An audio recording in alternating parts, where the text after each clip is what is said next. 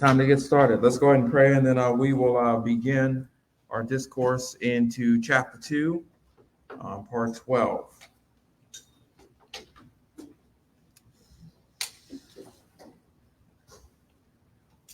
Lord, thank you again so much for this morning. Thank you for, again, your wisdom and how we can examine the details of the text to understand the information that you've given to us through Daniel in this historical account. I pray, God, that we would continue to do that, to glean truth, to see the text from the perspective, your perspective, really, and that you would be glorified in this. Thank you again so much for who you are and for what you do. For it's in your son's name. Okay.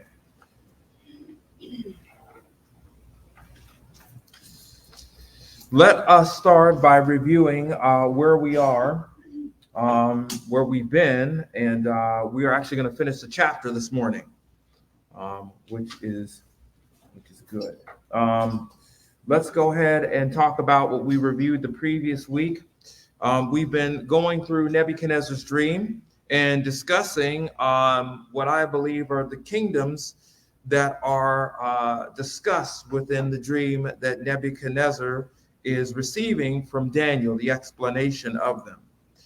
And so far, I think, based upon the reading of the text, looking at the grammar, looking at the history, looking at the culture, I believe that there are not 4, but 5 kingdoms that are mentioned, right? Based upon some of the details and the historical information that we've been looking at for the past several weeks. Last week, we looked at the stone, and we saw the stone that wasn't cut from human hands, destroying the statue and what all of that meant. That it is the kingdom of the God of heaven that God will eventually establish. That it is a stone not cut from human hands. It is a stone that will not be left to another people. That a person will not inherit this kingdom once the king dies. This kingdom will not be invaded, right, and replaced by another. But it will endure for ages upon ages, right? That this will be, and by the way, this kingdom will impact the earth, the entire earth, not just Israel, but also the region of Babylon. It will influence every person everywhere. Okay? I mentioned that I'm convinced that this explanation, that is the 5 kingdoms as well as the kingdom of heaven, of the God of heaven, that I presented, makes the most sense. And there are several reasons why I'm convinced that this is so. One of them is that all of this prophecy, particularly the prophecy that Daniel is giving to Nebuchadnezzar, has everything to do with the region of Babylon being the central focal point of history concerning the Gentiles at this time. Okay?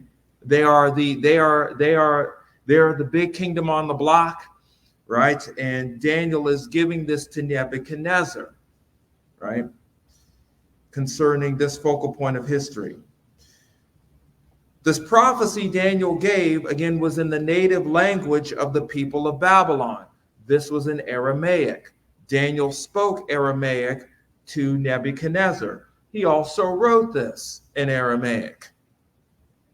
This is important, particularly for Nebuchadnezzar to get and for the people of Nebuchadnezzar to receive. Okay? This is also a completion of Jeremiah 10, verse 11, again, that when you go and dwell in the land that the Lord God is sending you, that you're going to tell them about me in their own language, which is what he did. Christ at this point is not the central focal point of this prophecy. It's again, Israel was to look for a Messiah, a king.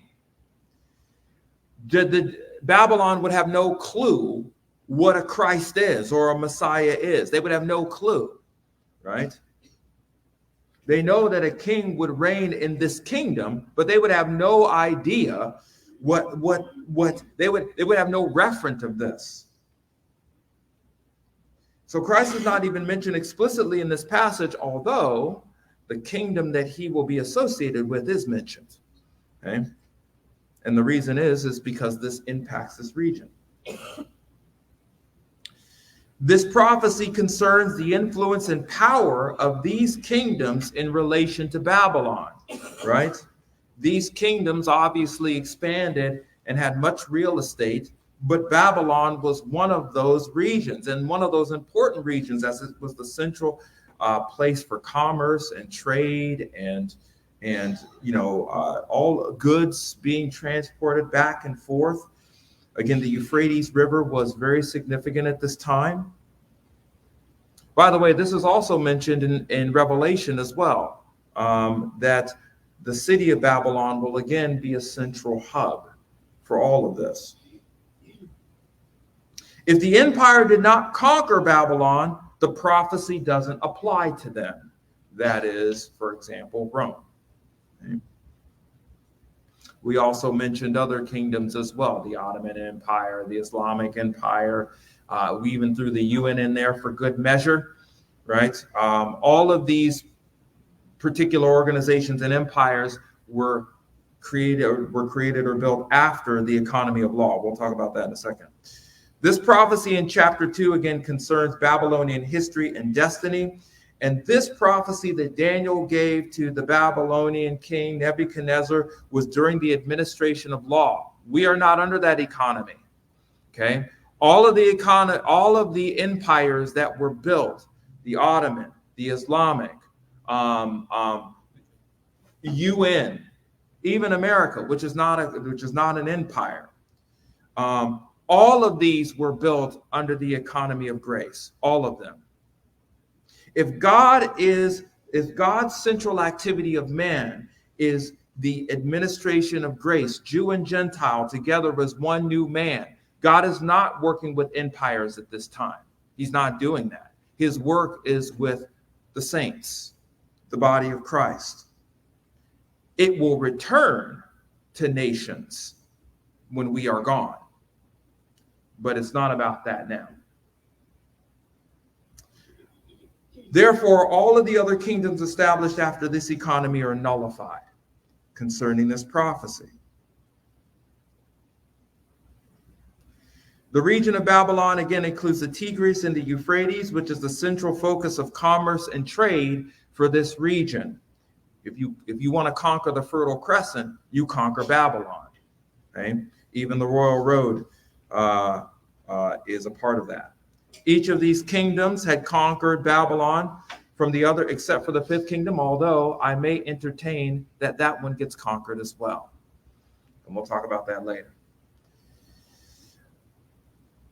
Down the line. Each of these kingdoms felt Babylon was important when it came to their kingdom, of course.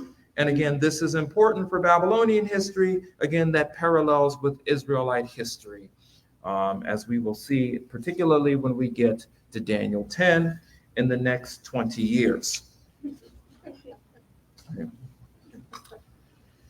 Okay, let's continue. Daniel chapter 2, verse 46. Okay. Actually, no, we're not doing 46. Well, we'll go ahead and read 46, just because, for some immediate context. Actually, we are starting 46. I'm looking at the wrong text here. Let's start at verse 44. In the days of those kings, the God of heaven will set up a kingdom which will never be destroyed. And that kingdom will not be left to another people. It will crush and put an end to these kingdoms, but it itself will endure forever. Inasmuch as you saw the stone that was carved out of the mountain without hands, and that it crushed the iron, the bronze, the clay, the silver, the gold, and the great God has made known to the king what will take place in the future. So the dream is true, and the explanation is trustworthy. Verse 46. Then King Nebuchadnezzar fell on his face and did homage to Daniel. and gave orders to present him an offering and fragrant incense. So immediately after Daniel gives the explanation, Nebuchadnezzar, I would say, is amazed at what Daniel has been able to do, right? And he pays homage to Daniel. Now, what does this mean that he paid homage to Daniel and gave him and gave orders to present an offering and fragrant incense? The word for homage, the Aramaic word, is seged.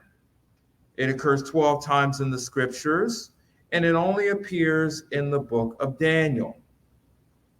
It literally means essentially to fall or to prostrate oneself before another. Okay?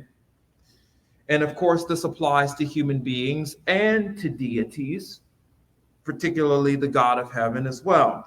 But when it is used of deities or the God of heaven, it is translated worship. Obviously, Daniel is not God or he's not a deity, but yet to show appreciation and reverence and respect for Daniel, King Nebuchadnezzar bows before Daniel because of what he has been able to accomplish.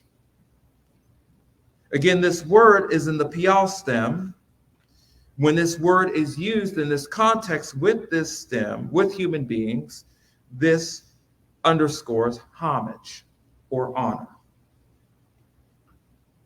This shows that Nebuchadnezzar had a high honor for Daniel, which is kind of fascinating because several verses before, he was seeking to kill basically all of them. That included Daniel, right? And so now he, because of what Daniel has accomplished, he is paying homage and respect to him. Nebuchadnezzar orders that he receive an offering for what he has done. Mikal is the Aramaic word. 2 times in the scriptures, 1 time in the book of Daniel, the other is in Ezra. This Aramaic word again corresponds to the Hebrew word that is spelled in the same manner. Again, it is translated gift or offering. And this word, again, is associated with the sacrificial offering to a deity. So Nebuchadnezzar bows to Daniel and orders essentially an offering and fragrant incense. If this offering is to a deity, it's not to Daniel. Nikoach is the Aramaic word for fragrant incense. Occurs 2 times in the scriptures, 1 time in Daniel, which is here. Again, the Aramaic word corresponds to the Hebrew word that's spelled the same way, Nikoach. It is translated soothing or offering. And again, this word is associated with the sweet smell of incense and is also associated with the deity. So in this particular statement of Daniel, Nebuchadnezzar bows to Daniel and gives respect to Daniel and orders an offering and incense to the God of heaven, Daniel's God, right? This offering would be, again, in recognition to the God of heaven that Daniel mentioned to Nebuchadnezzar before explaining his dream. Go back to Daniel chapter 2, verse 29. Actually, let's go to verse 26.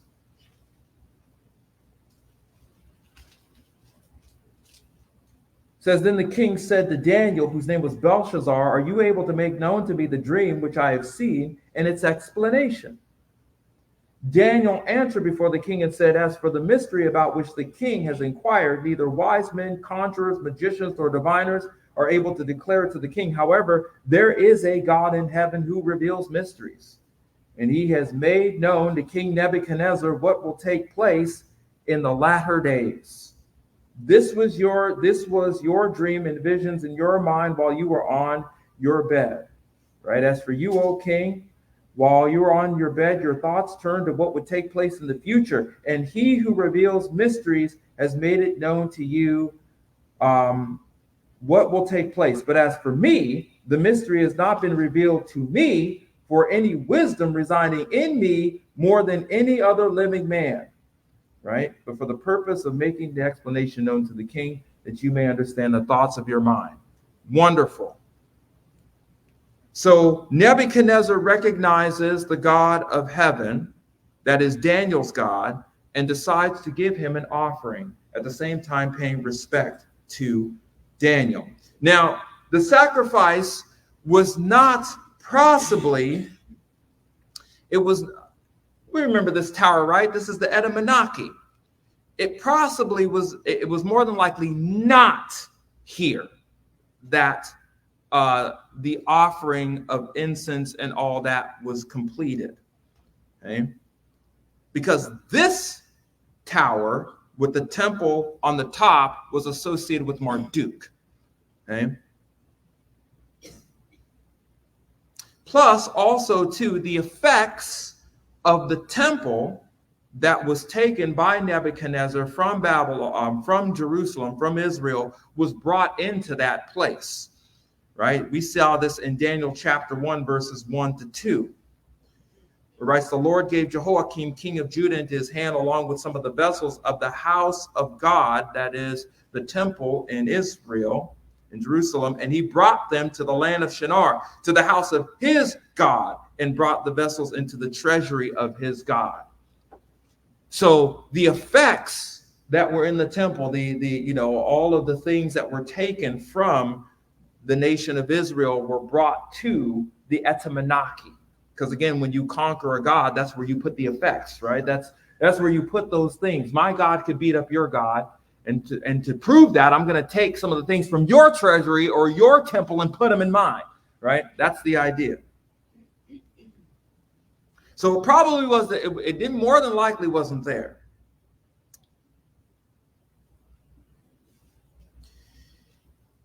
The sacrifice, the offering, and the fragrant incense was more than likely a smaller temple that was located either in or around the city, or maybe even perhaps outside the city of Babylon. Additionally, this was more than likely a public event, considering this was a command, this was a word by King Nebuchadnezzar to perform this duty. So he had some of his priests come and make this offering and this fragrant incense in one of these temples around the city of Babylon. It was not the Etemenanke, it was somewhere else. How do we know this? Well, going through Babylon and excavating, this is where archaeology comes into play. There is evidence that there were other places where sacrifices for the gods could have been performed. It could have been very easy to go to one of these other temples and make these sacrifices. It would have been very easy for them to do. As a matter of fact, one such source says that besides the main temple, that is the Etemenanke, all the cities counted numerous smaller temples and chapel-like sanctuaries. Babylon counted no less than 43 of them. Remember, there were several other gods, right? You had Lil Stubbs, right? Who I deem Lil Stubbs. You had him. You had you had Nabu, the writer and the scribe for Marduk. You had Marduk himself. He had various temples too around the city of Babylon, as well as the one on top of the Etemenanke.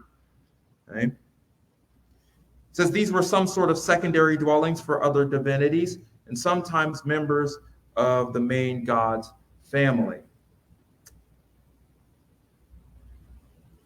So it's possible that this offering and this fragrant incense occurred in some of the smaller temples, or one of the smaller temples that were around the city of Babylon.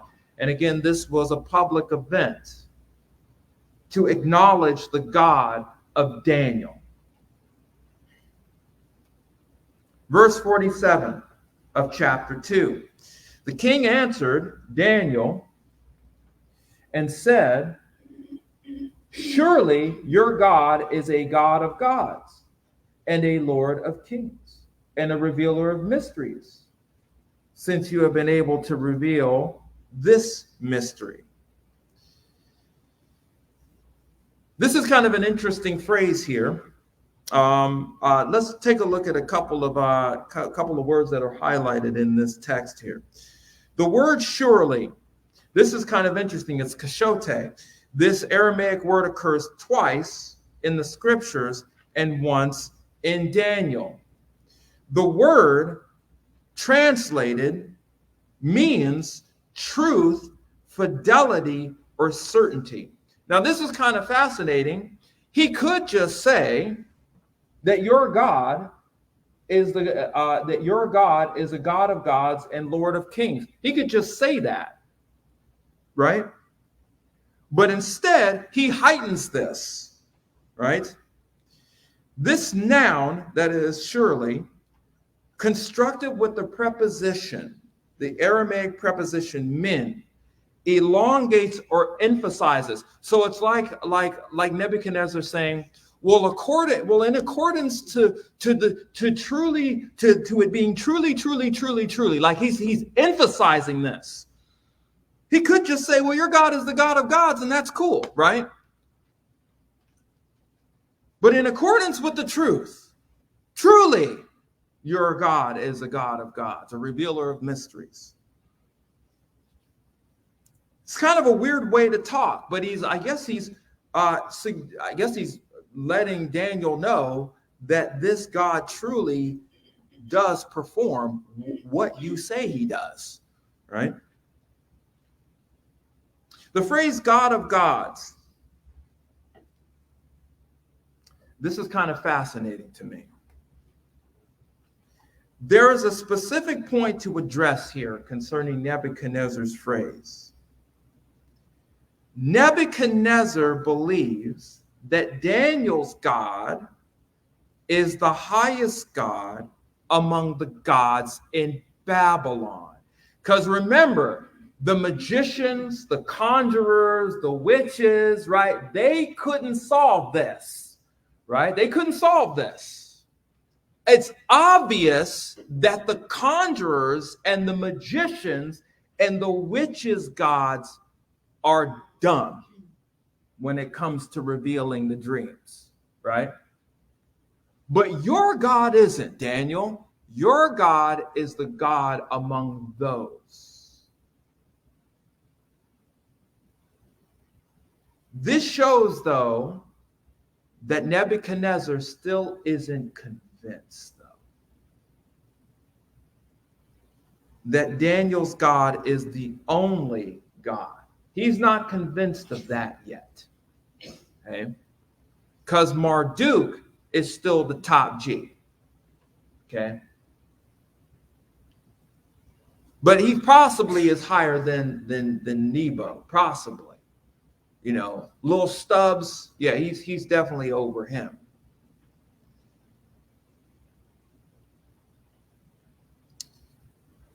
The Lord of Kings. This is interesting. Mare is the Aramaic term for Lord.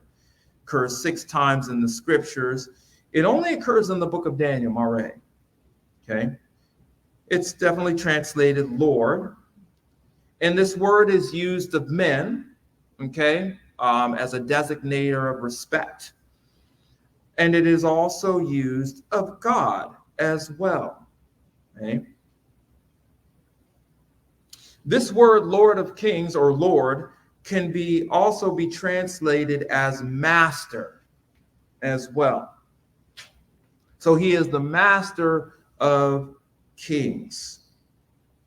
Again, he's talking about in reference to these individuals who couldn't figure out this dream.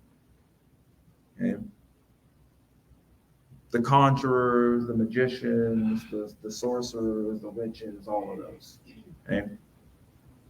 This is a recognition of a person or being who has the highest influence. In terms of Nebuchadnezzar's thinking, he believes that the God of Daniel at least has recognition of recognizing dreams, particularly dreams of Nebuchadnezzar. Okay. But no more than that, though. The revealer of mysteries. Again, the part of this statement goes back to Nebuchadnezzar, of what Daniel told Nebuchadnezzar about the God in heaven before he told him the details and the explanation of the dream. Again, let's go back to Daniel chapter 2, verses 28 to 29.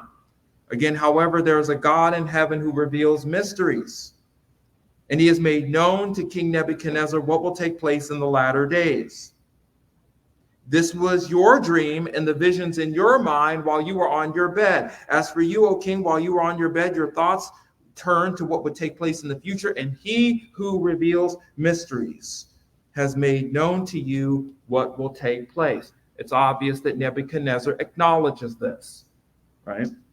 But again, that's all he is to Nebuchadnezzar. He is the one who reveals mysteries.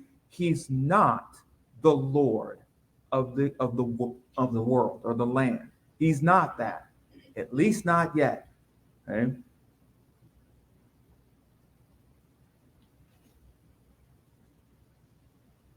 How do we know this? Well, this is kind of cool. Chapter 2, verse 48. Let's look at verse 48 of Daniel. Then the king promoted Daniel and gave him many gifts, many great gifts.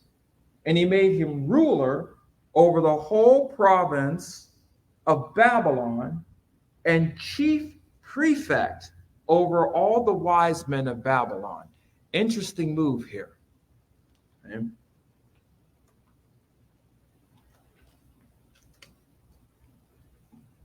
Daniel is enlarged by King Nebuchadnezzar. That is the Aramaic word for promoted. The king enlarged Daniel.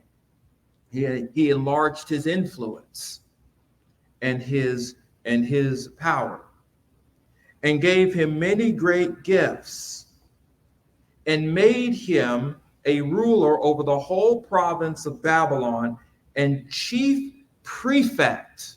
So he has somewhat of some kingly authority here within Babylon, as he is ruler of the province of Babylon, and he is a chief prefect over all the wise men. So there's some supplemental questions that we have to ask here. What is a prefect? We don't have them in our culture, right?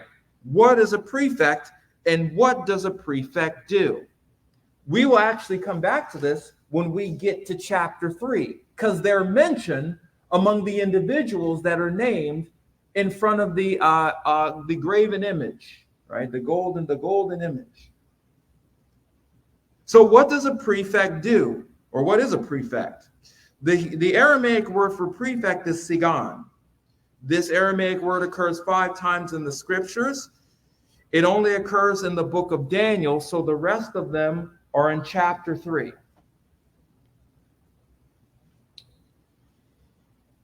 It is translated prefect, and the word in this context is plural.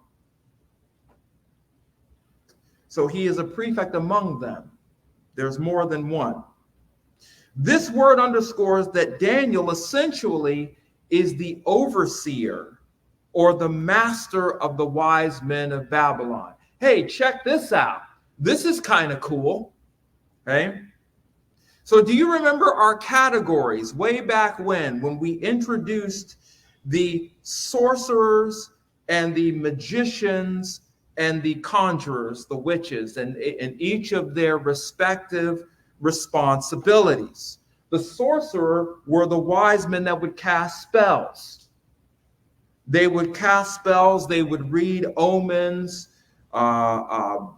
based upon entrails and look at astrological signs. They would look at the stars and try to figure out the destiny of the king and the kingdoms based upon the alignment of the stars themselves. You had the magicians, the Karton, who would often write out, again, omens and make predictions. They would also use entrails as well, put them in a bowl and read them, right, based upon the collections they wrote. And then the conjurers, or the witches, the Asaph, okay? They would practice magic and incantations, right, for either blessings or curses or things like that, right? Well, there were a bunch of them in Babylon, right? So not all of them are going to come to the court of Nebuchadnezzar, right? So they had chiefs, right?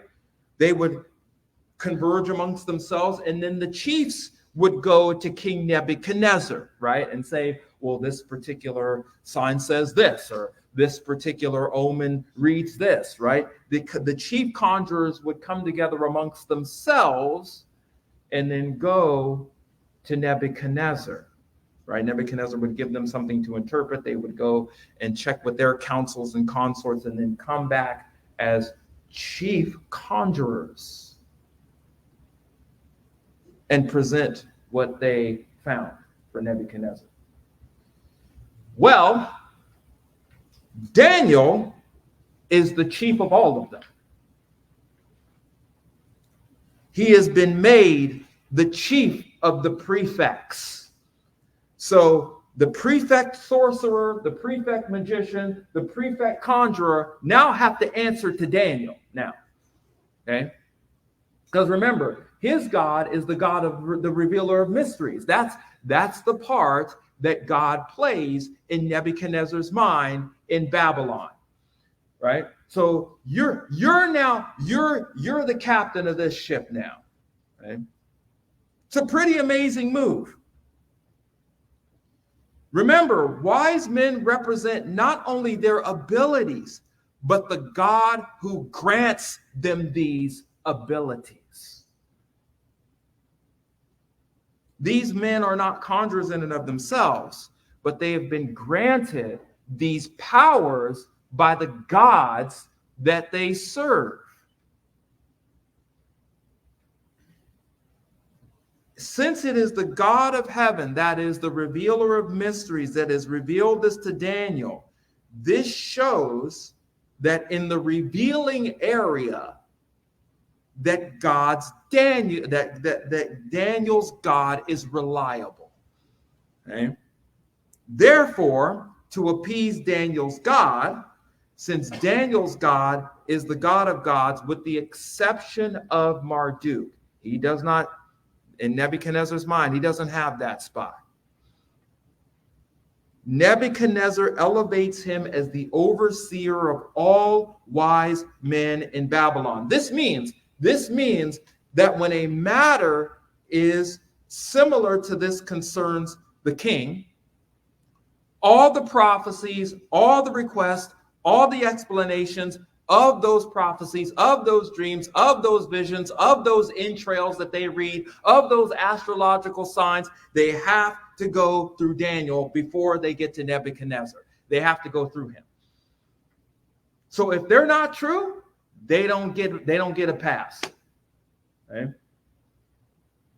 The gods have to consult the God of the revealer of mysteries before it gets to Nebuchadnezzar. That's pretty cool.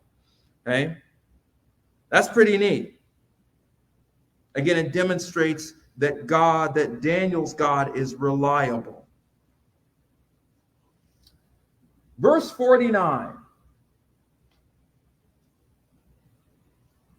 And Daniel made a request of the king, and he appointed Shadrach, Meshach, and Abednego over the administration of the province of Babylon, while Daniel was at the king's court. This is kind of interesting too, because Daniel is a ruler over the province of Babylon, and now Shadrach, Meshach, and Abednego, he requests that they be over the administration. So what is that, right?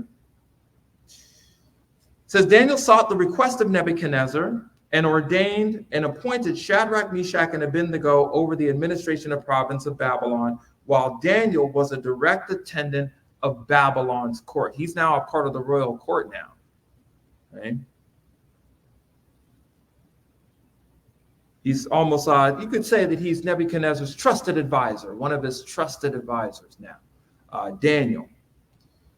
So Daniel requests of the king to appoint his companions to the administration. What does that mean? The Aramaic phrase is abida.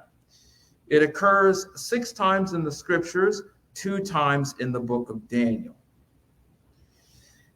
We translated administration, at least my text does, but it really means like labor, work, or service. I'd say it's more of the service area.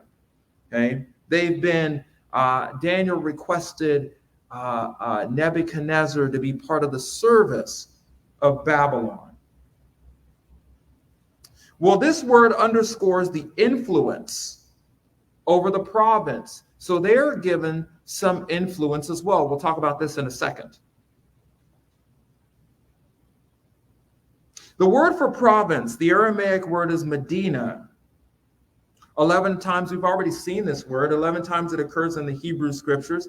7 times in the book of Daniel, this Aramaic phrase shows up. It's known as province or district. This word in the province and how it's used concerning administration, this word underscores the responsibility of influence in the province of Babylon. When we get to chapter 3, verses 2 and 3, we will actually talk about each of those roles. Because in chapters 2 and 3, the people that really show up there that are mentioned are the leaders, the rulers of Babylon, and why that plays into this text so much. It's pretty incredible. Now, looking at kind of some of the culture and class systems of Babylon, we could possibly say that Shadrach, Meshach, and Abednego probably fall in one of these categories. Okay? There's a class system that's found within the city of Babylon itself. There are 3 classes, as a matter of fact. One of them is Ardu, the other one is Mishkanu, and the third is the Avilam. Okay? Ardu, Mishkanu, and the Avilam. Okay? The Ardu, you could say, were a group of individuals or a class of people that were indentured servants. They were your indentured servants of the Babylonians. Okay? And they were either taken as captives by war. So, they would go and conquer another region and bring like the Israelites, right? Some of them might have even served as the Ardu of the Babylonian people. They might have been purchased from another country, or if a person was a debtor or a criminal, they would be considered a part of this class as a person that would serve the Babylonian people to reduce their time or to pay their debt. Then you had the Mishkanu, the Mushkanu. The Mushkanu, they probably weren't poor, but they probably didn't possess any land. So they were kind of the middle of the road type individuals. They paid smaller fines and fees and paid less offerings to the gods. They had their own personal district within the city of Babylon. So they didn't own any land, but they did have their personal area that they would stay, their own little enclave. Okay? So you had the Ardu, which were, again, those who were the indentured servant class. You had the Mishkanu, who were essentially kind of your normal citizens, your normal everyday citizens that would live within the region of Babylon, and they would pay fines and taxes and things like that. Then you had the Avilam. The Avilam, they are the highbrow,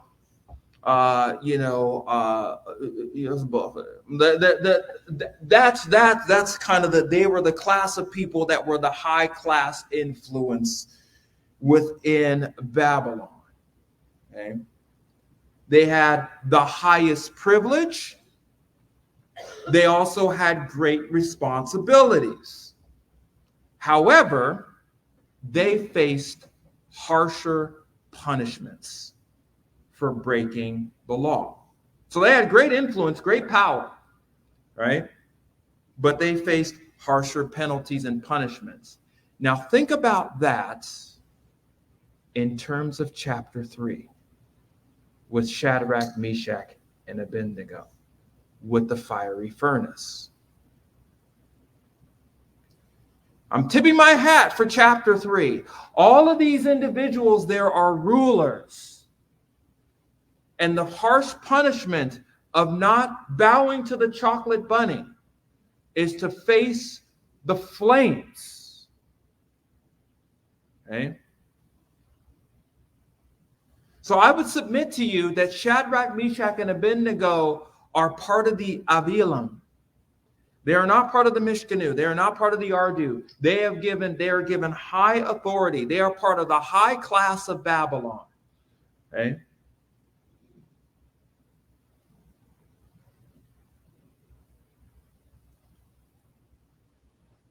It would appear with this statement by Daniel that Nebuchadnezzar gave Shadrach, Meshach, and Abednego kingly or high influence over the province of Babylon itself.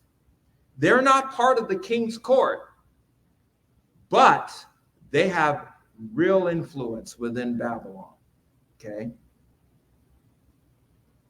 The province of Babylon itself. This is important because his companions were elevated to the position of noblemen or possibly Avilams in Babylon. They were considered noblemen at this point because of Daniel's request. To sum up, Daniel and his companions, due to giving the details and explanation of the dream, they are honored and recognized with authority in Babylon, which is pretty amazing because they're not Babylonians. Okay? They weren't born in the region. They were brought in as captives and as members, essentially, of Nebuchadnezzar's court. They were the cream of the crop, and now they have influence as if they were born in Babylon as kingly lines or royalty or noblemen. It's pretty amazing. For Daniel, he is honored over the wise men, quote unquote. And Shadrach, Meshach, and Abednego, authority and a status increase within Babylon. Again, all of this is due to the God of heaven revealing Nebuchadnezzar's dream to Daniel. And I would submit to you that the status increase emphasizes more about the God of heaven than it does about Daniel and his companions. Because if God did not reveal this to Nebuchadnezzar, their fate would have taken a different turn.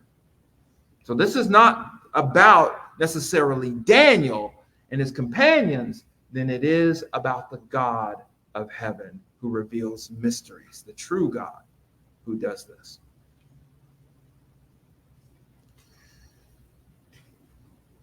Oh man, we're not done with chapter 2. We've got one more, and then we'll go into chapter 3.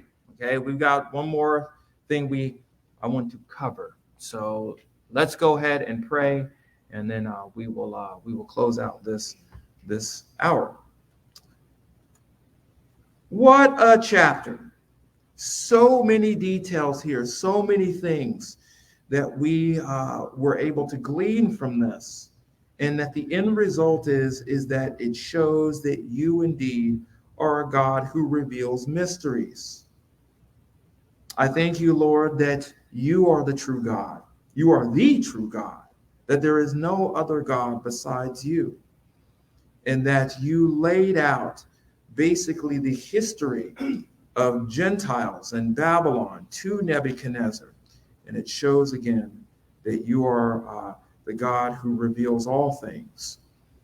I thank you for the faithfulness that you've shown Daniel in this text and his companions, and that even within this particular situation. You are a God who keeps promises to your people, Israel.